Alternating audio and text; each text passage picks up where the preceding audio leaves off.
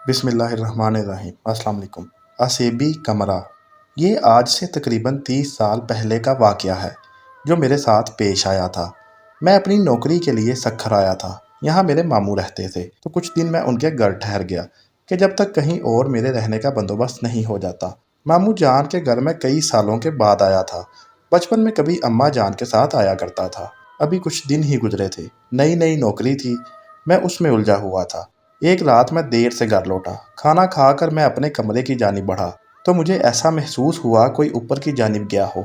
मेरा कमरा ज़ेने यानी सीढ़ियों के सामने था और ऊपर एक कमरा था जो बंद पड़ा था। मामू ने मुझे पहले दिन ही वहाँ जाने से मना किया था।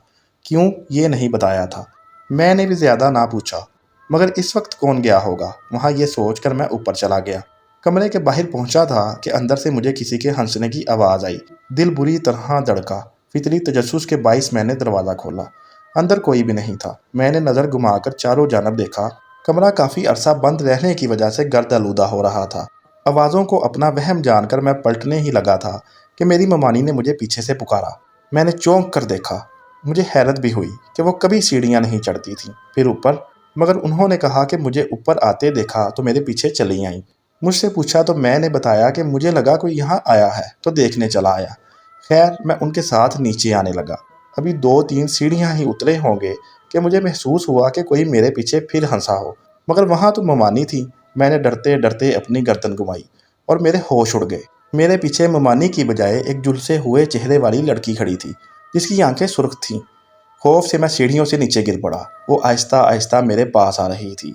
मेरी आवाज़ हलक में ही रह गई थी। मुश्किल मैं चीखा तो मेरी आवाज़ पर ममानी और मामू अपने कमरे से भागे आए। मेरी हालत बहुत गैर हो चुकी थी। मैं नीम बेहोशी में था, मगर मुझे वो लड़की अपने सामने महसूस हो रही थी। मामू शायद समझ चुके थे कि मुझे क्या हुआ है। उन्होंने मुझ पर दम किया और अपने कमरे में ले गए। कुछ दिन बाद जाकर मेरी हालत बेहतर हुई।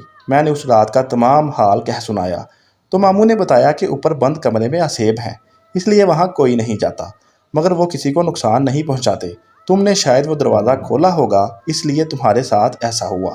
उसके बाद मैं जितना वक्त भी उनके घर रहा, कभी ज़ैने के पास भी खड़ा नहीं हुआ।